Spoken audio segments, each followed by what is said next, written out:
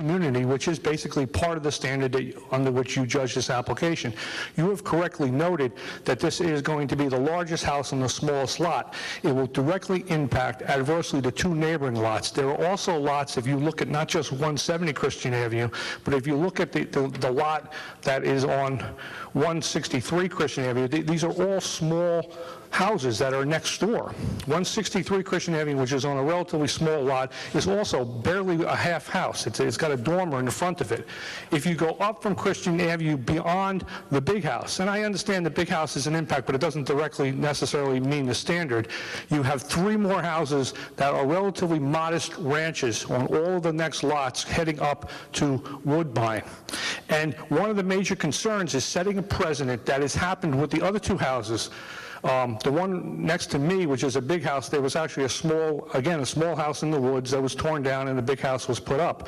Granted, that house can be put up because the property was 2 acres.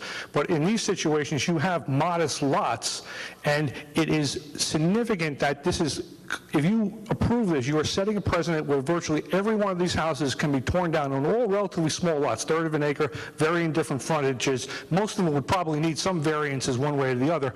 To these McMansion things, that is the exact concern that the Historic District had, that the Civics had, and that the Village Trust had. There just simply is no factual basis or expert basis, whatever that means, to grant this application.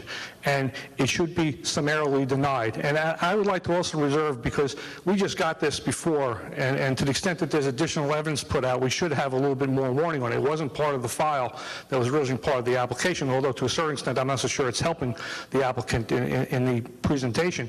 But I do believe that when you look at this evidence that's presented, there is no basis for this on the merits. It is grossly beyond, it would set a precedent, it is directly impacting and adversely impacting the houses right next to them. Roberta will have a huge house, the area people would have a huge house, the next door neighbor would have another huge house within 20 feet away, and it also would set a precedent for a large number of the houses that are undersized on relatively small lots. And that is exactly the standard that this board should be taken into consideration, and this application should be summarily denied. Thank you for your attention. Thank you, sir. Mr. Fontaine, just the last word on the subject. You wanted to give us something else? Thank you, Mr. Chairman. I would like to say that I fully agree with all of the comments of the speakers this evening, and I'd like to highlight 2 points. One, if we look at the specific percentages of deviation that the applicant is seeking, we see that he's seeking a deviation of 12.5% on the front yard setback. On the rear yard setback, 41.6% deviation, and that is if the rear property line is actually accurate, and the witness who lives directly behind 154 Christian believes that that line is not accurate and is short by about 6 feet. And the side yard setback deviation would be 71.11%. 71.11%.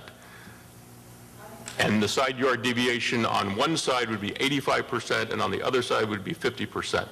On one side would be adding 31 linear feet to the already minimal setback that is there from the existing structures, and adding 14.6 linear feet of a 6-foot wide breadth on the other side. I would also like to note that there needs to be some real evidence established to establish that the owner's affidavit that was submitted in this case was not a fraudulent affidavit. There is ample evidence that indicates that he had to have known on the 24th of February when he submitted the application that there were violations on that property, given that it was boarded up on the 21st. It was boarded up on the 24th. He submitted the application on the 27th, and his affidavit was conveniently signed on the 21st of February. The timeline does not make sense. It's clear, given the proximity of his existing residence, given the presence of his boat on the property, given the presence of the carport that he had installed on the property, given the presence of his having hired workmen to cut down old-growth trees and remove vegetation, that he knew that there were violations in existence on that property at the time that he signed that affidavit on the 21st of February, if indeed he signed it on the 21st of February. That concludes my remarks. Thank you very much. Is there anything from the board? Thank you each for coming out. Thank you.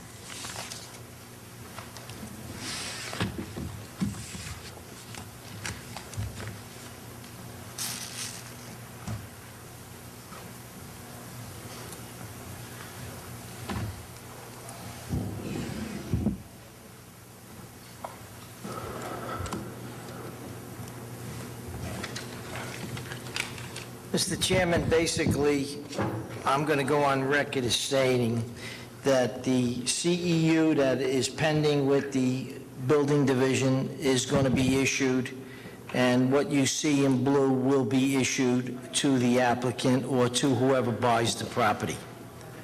That's for starters. As far as the historic district goes, if it's in the transitional zone, I don't believe we have to answer that question. I don't think it says transitional, it says is it in the historic district, period. Am I right or wrong, Mr. Chairman? You know, I can't answer that question because everything is not before me. I trust what HDAC says, and Ms. Riccardi read it. We did put them on notice of it, so it has to be within the Well, district. they're aware of it, okay? Your We're aware of application it, that but was filled The out- bottom line is, we're not in a position to even go to them. I understand that, but looking at your application, at number 9, it says, is this property situated in the historic district? The answer Is no. that It's the not in the applicant historic indicated district. is no, but I'm going to ask Ms. Riccardi for the HDAC letter that we have. All right, so you answered the question then, because I'm getting whispers from both sides, that you answered it as if they were asking whether it's in the district itself and not whether it was in the transition zone. That's So correct. You're conceding that that it's in the transition zone. I'll concede to that. And that's why we have if they're comment on it from saying. That's HDAC. I don't know if any of this is an issue, because whatever this board does, it's subject to the HDAC fine. comment I on it. understand that. And, I'm you know, very it's- much aware of that. And it will get that far, or may not get that far, based upon the board's decision. Okay, that's it.